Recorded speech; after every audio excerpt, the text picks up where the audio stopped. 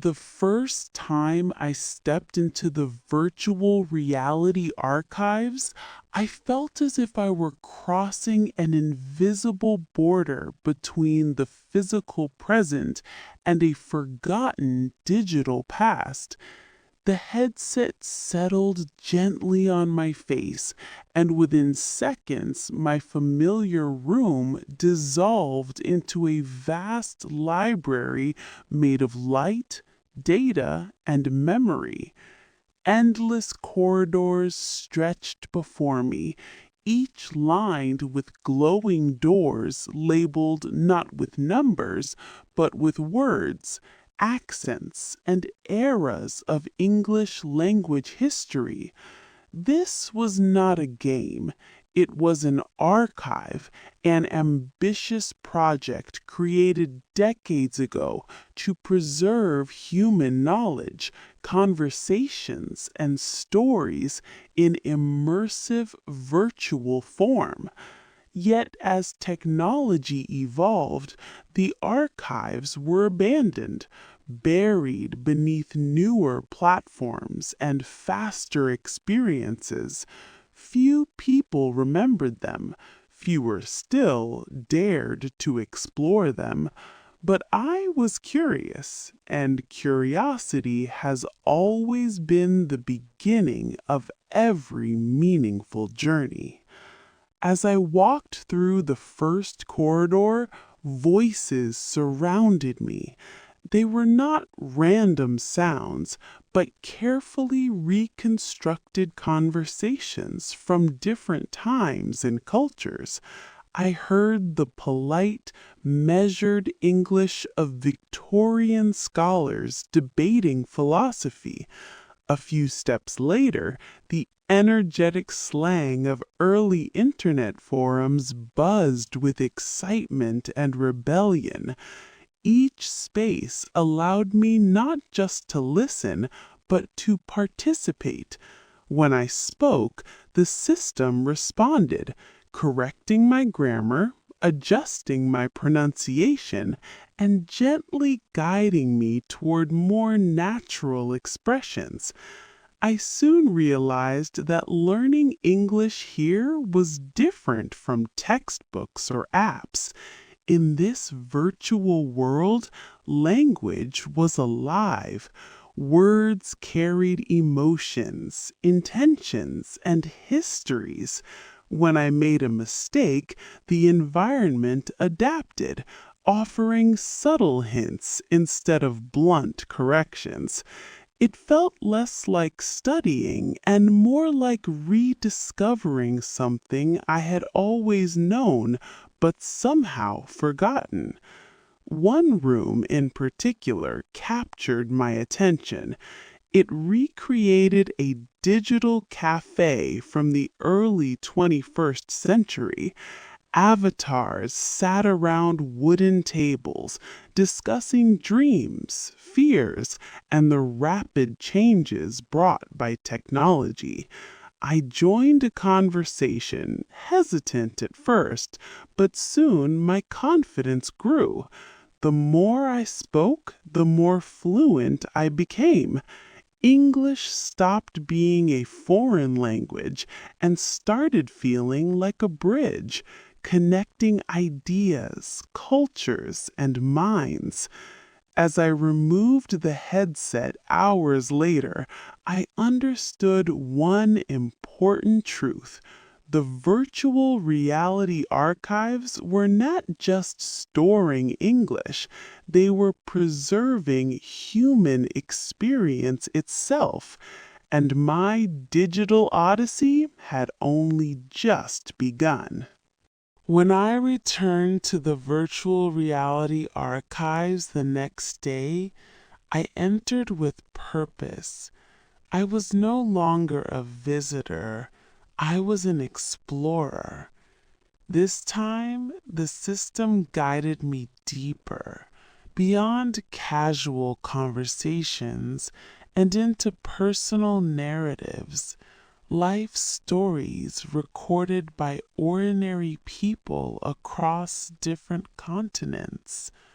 Farmers, programmers, artists, and teachers spoke in their own versions of English, shaped by culture, struggle, and hope. In one archive, I lived a day as a journalist reporting from a future city powered entirely by artificial intelligence. In another, I followed a refugee's journey, learning how English became a tool for survival, dignity, and connection. These experiences taught me that English was not a single fixed language. It was flexible, resilient, and deeply human. The archives challenged me too. Advanced simulations required precise vocabulary, emotional awareness, and critical thinking. If my words lacked clarity, the narrative would change. Misunderstandings led to conflict. Thoughtful language opened doors. Slowly, I learned that fluency was not about speaking perfectly, but about communicating meaningfully. What fascinated me most was how the system reflected my growth. As my English improved, the environments became more complex. Abstract ideas, philosophical debates, and ethical dilemmas emerged. The language evolved alongside my thinking. I was not just learning English, English was shaping the way I understood the world. Eventually, I reached the deepest layer of the archive, a quiet space labeled simply Future Voices. Here, users were invited to record their own stories for those who would come after. I hesitated, then began to speak. I shared my journey, my mistakes, my discoveries, and my belief that language can unite us in a digital age often defined by isolation. When I finished, the system saved my words among millions of others. I removed the headset, feeling both small and significant. My digital odyssey had taught me that English is more than grammar and vocabulary. It is memory, identity, and possibility, waiting to be unearthed by anyone brave enough to explore. With every return to the virtual reality archives, I noticed something subtle but profound. The archives were changing me, even when I was offline. Ordinary conversations in my daily life felt different. I listened more carefully, chose words more thoughtfully, and sensed emotions hidden beneath simple sentences. English had stopped being a tool I used occasionally. It had become a lens through which I interpreted reality. Back inside the archives, a new section unlocked automatically. The corridor was darker, quieter, and marked with a warning: unstable narratives, user interaction required. These archives were incomplete stories, fragments damaged by time, corrupted data, or forgotten context. The system explained that users must reconstruct meaning using language, inference, and empathy. It was here that English became not only a means of expression, but an act of restoration. One fragmented world placed me in a classroom that no longer existed. The teacher's voice faded in and out, sentences unfinished, questions unanswered. I had to respond, filling the silence with my own words. Each sentence I spoke rebuilt part of the environment.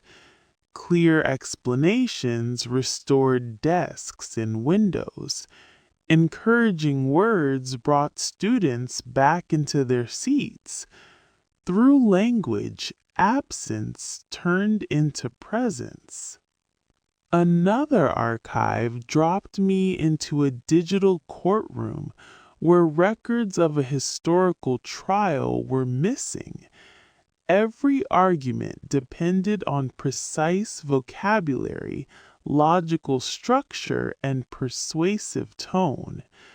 When my language lacked clarity, the simulation stalled. When my words were accurate and balanced, the narrative advanced. I realized that English, when used carefully, could recreate justice, truth, and understanding, even in a virtual reconstruction. These experiences taught me that language is deeply tied to memory. Words are not passive labels, they actively shape what survives and what disappears. The virtual reality archives were not simply storing the past, they were testing whether users were capable of preserving it responsibly, and English was the key. As I logged out that day, a message appeared. Your linguistic footprint is expanding. I smiled. For the first time, learning English felt less like personal progress and more like contributing to something larger, a shared digital heritage built sentence by sentence. The final phase of my journey began unexpectedly. During one session, the system stopped guiding me. There were no instructions, no objectives, no visible paths. Instead, a single message floated before me: create. I understood immediately. The archives were no longer asking me to explore existing worlds. They were inviting me to build new ones. Using voice alone, I began designing environments through description. When I spoke of a calm seaside town, the sound of waves emerged. When I described a future library where humans and AI learned together, towering structures of light formed around me. Every adjective mattered. Every verb carried weight. My English determined the richness, coherence, and emotional depth of these new realities. I made mistakes, of course. Vague language produced unstable worlds. Contradictions caused environments to collapse. But each failure taught me precision. I learned how tone influences atmosphere, how sentence rhythm affects emotional flow, and how storytelling logic shapes belief. English had become a creative force, not just a communicative one. Eventually, other users entered my constructed spaces.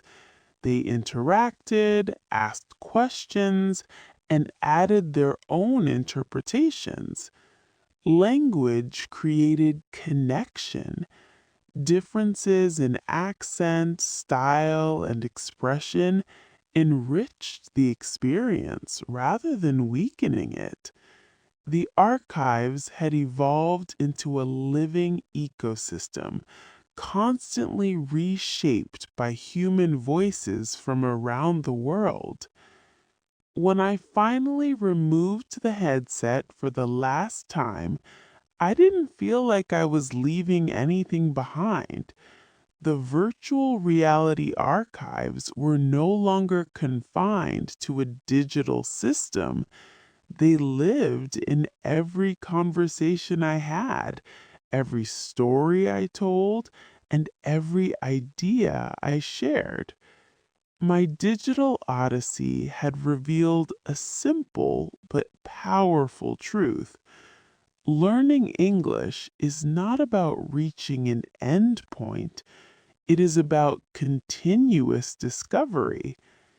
In a future where reality and virtual worlds blend seamlessly, language will remain our most human technology.